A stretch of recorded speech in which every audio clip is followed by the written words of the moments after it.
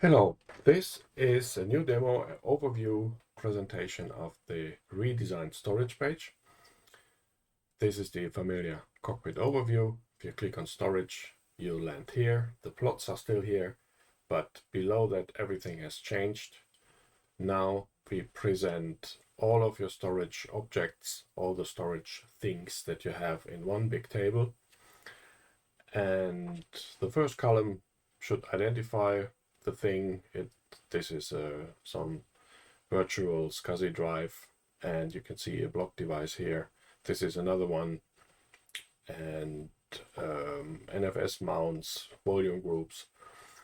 It's all here, and you maybe have to look a bit more closely to find your things, but once you find them, you can do a lot already on this table. Here the type tells you what kind of thing it is. It's geared toward the content. So this is some simulated hard drive, but we don't say it's a drive. It tells you what is on it, and right now it's nothing on it, so it has unformatted data on it. Location is used for mount points or the name of volume groups for physical volumes, etc., but mainly mount points. There's nothing on here, so it doesn't have a location here. The size is this bit here. Should be quite obvious. When we have the information, you can also see some usage information here. And yeah, let's see what we can do.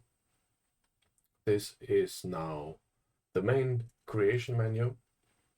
You can do things to your local storage or even network storage. And we start by making a MD RAID device out of 3 of these drives here. This is the old dialog, nothing has changed here, but maybe soon. So let's create it. It has appeared here, and it has a little bit of housekeeping to do. So this is what this thing here means. And so all these disks that we have selected now have changed their type to MD RAID disk, because they are now the members of this MD RAID array. The location tells you which one it is, so you can cross-reference from here to this piece. And now this one has unformatted data on it. And our goal is to encrypt it and then use it as a physical volume for a volume group. So now we can start exploring these menus here. This already has a lot of in it because MD RAIDs offer many options. This is the old format dialog, and we can stop it or create partition tables on it or delete the whole thing, and also add a new spare disk to it, all from the overview already. So we want to format it now. We have to know that we don't want a file system on it because we will later use it as a physical volume. And we use LUX2 for this.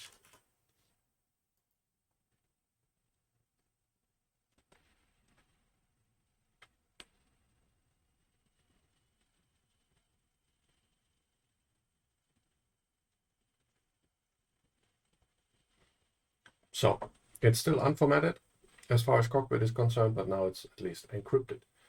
So, and now we create the LVM2 volume group on this encrypted RAID device.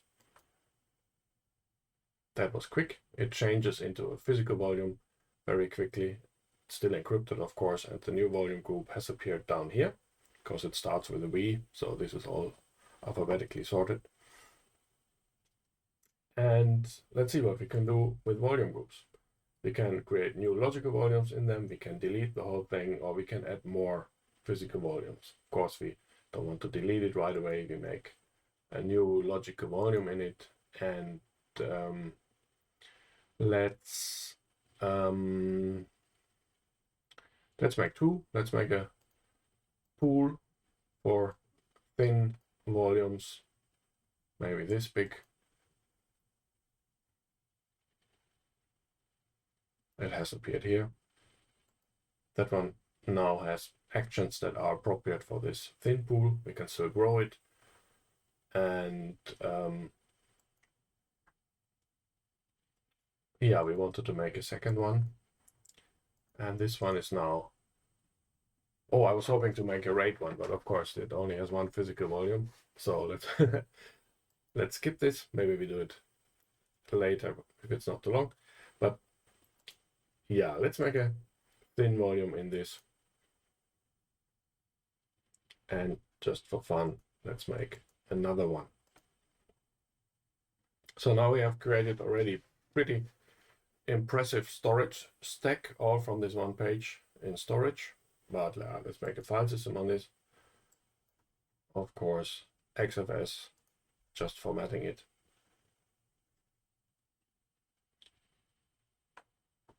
There it is, it's not mounted. And now the menu has entries for the XFS file system. We can format it again. You can maybe argue that this should not be part of the file system, but it should maybe be an option for the action of the logical volume. And I think I would agree, but we haven't done anything about the actions and how they are sorted into the different things in this iteration. So let's collect ideas, but also let's just live with how it is. And we mount the file system.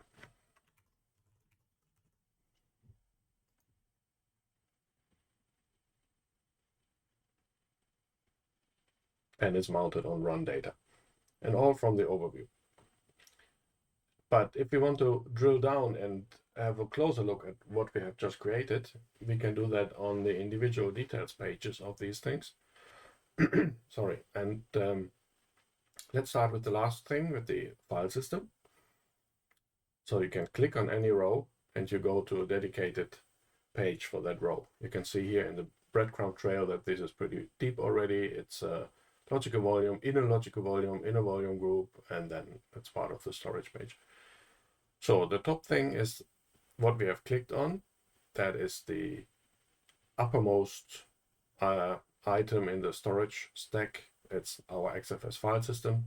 There's a little bit more that you can do here. You can edit the mount options a bit more, and otherwise you have the same actions here as you had in the menu. Then you can follow this arrow and it tells you, okay, this XFS file system is on a LVM2 logical volume, and here's all the stuff that you can do with this logical volume. And then you follow this arrow again and it tells you, okay, this logical volume is now in this part of the set of thinly provisioned logical volumes that are in this pool volume. We could have given it a better name, I guess, then maybe the structure would be clearer. So we can click on this now, and we are at this set of thinly provisioned logical volumes. Here's the action that was in the menu, and this is the list of volumes that we have created. One of them is formatted, the other one is not. So this is just a subset of the overview page, you could say. This is just the two rows that belong to this thin pool. The thin pool is represented here. It has a bit more information about how it is used. You can grow it here like any logical volume. And in turn, it is part of the volume group, which you can reach with this little link down here. The volume group has a list of logical volumes on it, or set of logical volumes. And you can see the two that are in the pool, they are repeated here, and they are one level deeper than the pool itself. You still find the same actions here in these menus like on the overview. So you can see, or you can say, this is a filtered view of all your storage things. And here then finally is the volume group, where everything belongs. You can change the name here if you like, you can delete it. And the volume group in turn is stored on physical volumes. There's only one here, which is the RAID device. We could add more. There is one more hard disk left that we could add here, but let's not do that. And yeah, let's investigate what this MD RAID device is all about. So you can click here, and then you are at the representation first of the physical volume. This now tells you everything that you need to know about how the rate area is used as a physical volume. The volume group, of course, how much is free still, the UUID, whatever we can think of. And below that is the encryption that we had created, if you remember. Tells you all about the encryption layer here. LUX2, of course, maybe this is useful. And you can add your time key service here if you like. And then in turn, this encryption layer is then finally stored on the MD-RAID device that we were interested in. And there's again some information about the RAID thing, appropriate actions here. You can stop it. Well, you cannot stop it because it's all in use, but you could. And then, like the volume group, this one is now stored on MD-RAID disks that are collected here in the bottom panel. And here maybe we can add this leftover thing. Oh, it lets us add the unformatted volume group, unformatted logical volume. That's of course not a good idea. Then we have a circle. I don't know what will happen. Should we try it? Maybe a bit later. So this is now called a spare. This is how MD-RAID works. And this means we can remove this one here, for example. And then you can see how the MD-RAID device reacts. It complains loudly that there's something missing. I think this message is actually a bit misleading.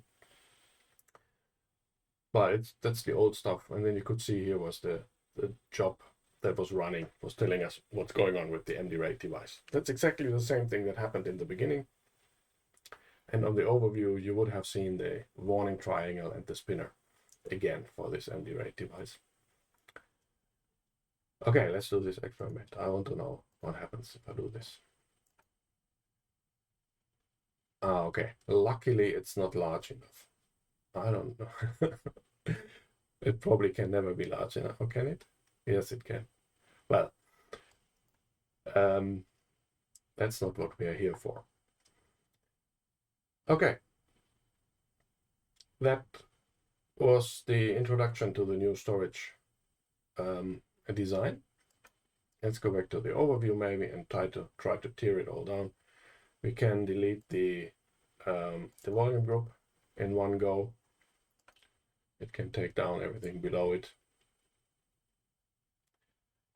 Then MD-RAID device is unformatted again. We can try to delete this now.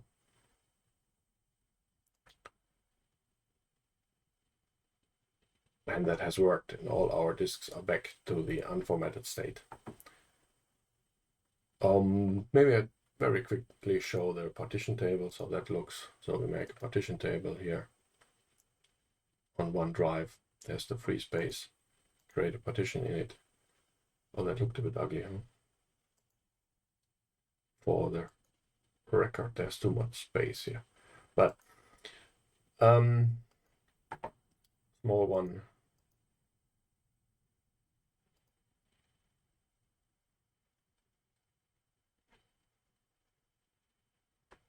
There's one.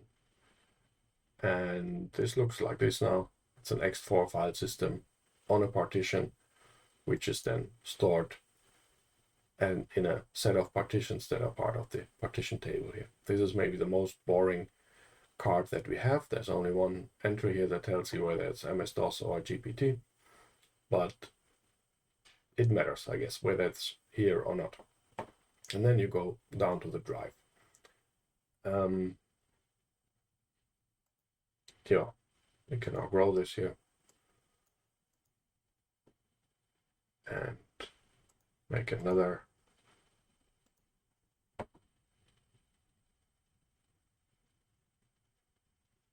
And then you see that the grow button, the grow entry has disappeared here because it cannot be grown anymore. And we don't have figured out a good way to tell you that in the menu. So if you go here to this file system and to the partition, you see that the grow button is still there, but it's disabled, and with the tooltip, it gives you the reason for this. So maybe that's still something to work on. Okay, but that's it. Thanks a lot.